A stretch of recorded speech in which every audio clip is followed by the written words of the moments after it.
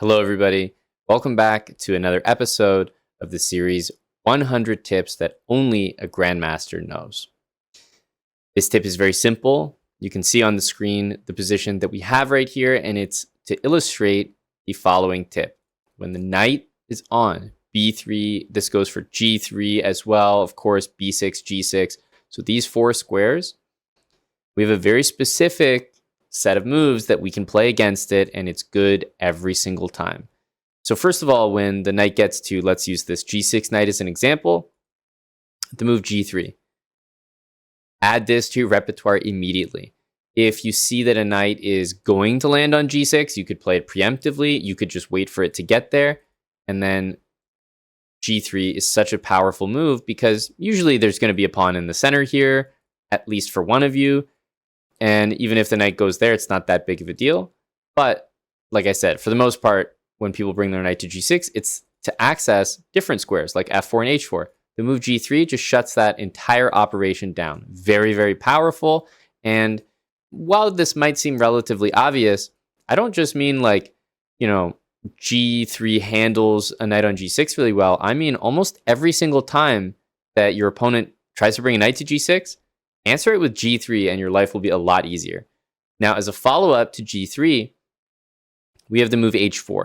This is another fantastic move. It can be played without the move g3, but the move h4 is really, really helpful here. The idea is h5, to immediately kick the knight out, and oftentimes once we kick the knight, we can even continue with pawn to h6. The space gained with h4, h5 is always very helpful. The knight, if it's going to g6, often doesn't have great squares to retreat to, and coupled with g3, it makes a really good impression. Using the white knight on b3 here, we can see that the exact same thing applies to the other side of the board. b6 and a5 by black are phenomenal instincts here with that knight on b3. Now, I would say it's a little bit more common for these moves to happen on the king side against the knight on g3 or g6. That's just because people often castle on this side of the board. And so if you can push your h-pawn up the board, even to h6, it's very effective against the castled king. So it's still very, very good to do on the queen side. You just see it less often because there are less repercussions.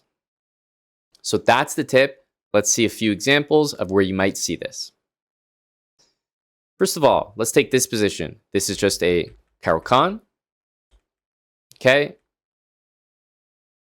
Knight to g3. And to illustrate my point, literally the best engine move in this position is h5. Now, how come h5 is so effective? You might see h5 and be like, okay, I actually understand h4. That's pretty annoying. Like knight on e2 blocks literally every piece. White's wasting a lot of time there. Black's gaining a lot of space. That makes sense. But how come after h4, the whole thing isn't just a moot point? Well, first of all, the knight on g3, we can still cover with our g-pawn. So the knight is still not going anywhere. Plus, the h-pawn is actually going to be a bit of a weakness. It'll be targeted by our queen, maybe our bishop in the future. White can't play g3 themselves because they have a knight there. We, however, can play g6 to support our pawn. And then finally, the g4 square, there's no more h3 anymore. It's actually a really big deal. If white plays knight g3, not only could we put our bishop there, we have a nice pin that cannot be removed, but we could also put our knight on g4, which is a great square to utilize. Again, cannot be removed. So although we're playing h5 and it might be met by h4, this is exactly what we want, and it is in our favor. So to illustrate, just how automatic this g6 and h5 idea can be, when you see the knight there, boom, immediate, right? So my piece of advice is when the knight shows up on g3, to be honest, if knight f5 is a concern, I'd probably start with g6, maybe to just restrict the knight, especially if your king is castled here. We want to probably do g6. But if your king's not castled and you can use your rook aggressively on h8, I like to start immediately with h5. Put the question to the knight straight away, because even if the knight could use the f5 square, we could play g6 after. But combination of g6 and h5 are so effective against the knight on g3. Let's look at another example. This is another opening right here. Just Ruy Lopez, knight g e7. And once again, if black plays knight g6, I just want to show you after knight g6, let's say that you do not play in this way. Okay, let's say you castle. Bishop here, d3. Let's say h6, rook e1. Castles, who knows, a3. My point is that at some point, if you don't play properly, which is to corral the knight with g3 and h4, you're going to get in a bad position. Basically, black is going to eventually develop his pieces, play queen f6, play knight f4, or maybe play knight h4, defended by the queen, and make use of these squares. Maybe it doesn't look like these are a big deal, but g3 covers everything.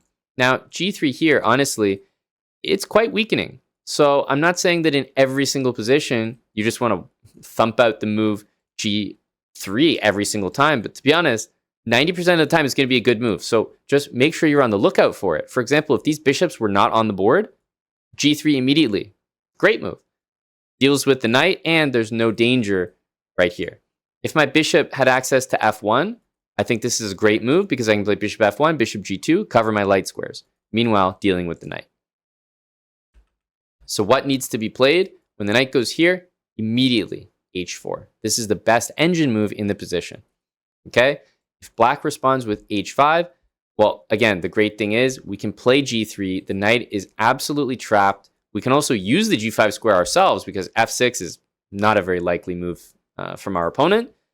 And the knight is just no good on the g6 square. So it's definitely in our favor to include h4 and h5. And if black doesn't play h5, we can play h5 ourselves. Knight f4, we're just playing g3. The knight's almost trapped. And knight f8, it's an example of what I mean when that h-pawn gets all the way up the board. So yet again, knight g6 looks like could be menacing, but h4 and maybe g3 later absolutely kills it. Another situation, knight on f8 heading to the g6 square. We can get one step ahead of that and just immediately play g3. There's no light squared bishop on the board because black has traded it off. So we're not that concerned about the light squares here. Knight g6, h4, and we've set up our pawns perfectly against the knight on g6, and our position is dominant as a result. If black wants to play h5, well, in this position, the move bishop g5 effectively wins a pawn. And this is what I mean. h5 as a reaction to our h4 move is not usually good. It destabilizes the knight on g6, and it often just hangs the pawn in some cases because you can't support it with g6 yourself. And if you don't play h5, well, the knight just returns to f8. But then what was the whole point of knight g6, knight f8? We just got two amazing and useful moves played in our position, and white's just much better. Another position that I want to show you comes from a Nimzo. This is the knight ge2 Nimzo. And sometimes white plays knight to g3. And once again, just to drive my point home, if we flip the board here and kind of look what this looks like from black's perspective, white's played knight g3. Now, h5 is a little bit much here. It's hanging a pawn, and no, bishop g4 is not working because that is with a check, so you'll lose a piece. But instead, the move g6 is still a very reasonable move here. Now, we definitely don't have to rush into this right away. c6, a6, knight b7, rook e8. A ton of very useful developing moves that we could play instead. Even c5 I like here. So we don't have to, okay? But at some point, g6 will be the move. And even to illustrate how powerful this idea I'm telling you about is, we can play it right now, and it's just fine, okay? Taking care of the squares the knight can move. And look at this knight. It's completely dominated everywhere that would want to go. If white goes here in castles, for example, the move h5 would be a very decent move. Now, I've got g6, h5 probably instead of a couple developing moves. So in hindsight, I should probably develop here, but the purpose of this video is to tell you guys about this. And so this is just me reinforcing everything that I've been saying. g6, h5, super important. And you'll see this on the queen side as well, but truthfully, it is more common on the king side. You'll see knights on g6 and g3 more than you will on b6 and b3. The exact same things apply over there. Just want to make sure that, if you play a move like g6 or b6, that you're not weakening those squares too much. Here, I know that I'm going to play rook e8, bishop f8, so my dark squares are not too weak. That's really all you have to consider. But If you have that rook on h8, it supports the h-pawn. I love running it down the board, especially against the castled king. And this understanding of meeting that knight g3, knight g6 with the pawn is so strong. And once you understand that, you're not really going to panic when you see knights showing up on these squares, because it's going to click. Oh yeah, that's when I move these pawns up. So let me conclude by bringing up an opening, which comes from the English here. And I'm going to show you guys first this line, e4, knight g5, and black actually goes for a pawn sack here with c6. And this is an actual theoretical line. It's been tried by some top GMs as well. So you lose a full pawn, but the idea is that you play d5 with tempo, and now if the knight goes back to c3, we're thrusting again with d4. So we often play knight to g3 as white to avoid that. And in this case, black plays the move h5. Immediately with h5, if you play h4, as we've talked about, that pawn is just super weak on that square, falling immediately in this case. And if you don't, well, black gets h4 and maybe even h3. There's really good pressure in this position for black. Definitely worth the sacrificed pawn. So I show you this opening just as a little prelude to an opening that I actually made a YouTube video about. I'll leave the link in the description below. It's called the chessbrah opening. So there is a chessbrah YouTube video. Check it out. But I made a video to showcase this really cool opening that I invented with the white pieces. Literally the move e5. And I tried it in Title Tuesday against Sergei Zhigalko, 2900, very strong player. And the idea is exact same as what I just showed you with colors reversed.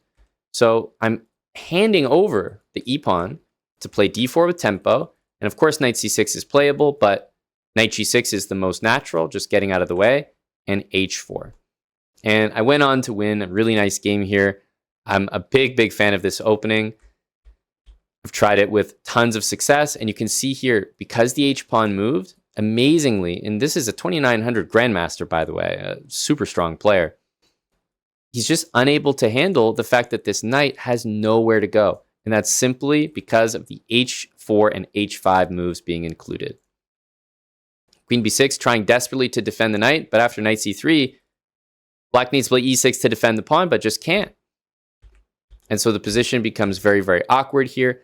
Knight out to h6, but look at this position. Black cannot develop the bishop because the knight is just loose and hanging. And according to the engine, this position is almost +3. +3, that's like a piece, and I'm the one down a pawn. So went on to win this game in a really nice way, but I'm really happy with this opening. Check out the YouTube video on it. It's basically the whole concept for the opening that I invented was based on a knight on g6 and then h4, h5 to destabilize it. So there you go, guys.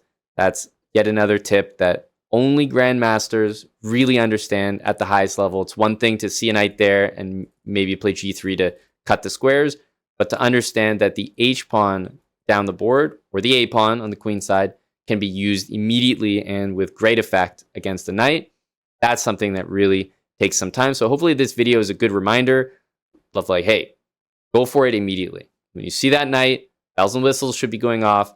g3, h4 against the knight on g6. It's so strong. I hope you guys are able to use that effectively in your games. You probably will find a knight shows up on those squares more often than you imagine, and you just haven't been playing against it in the right way. Hope you guys enjoyed. We'll see you in the next episode of this series.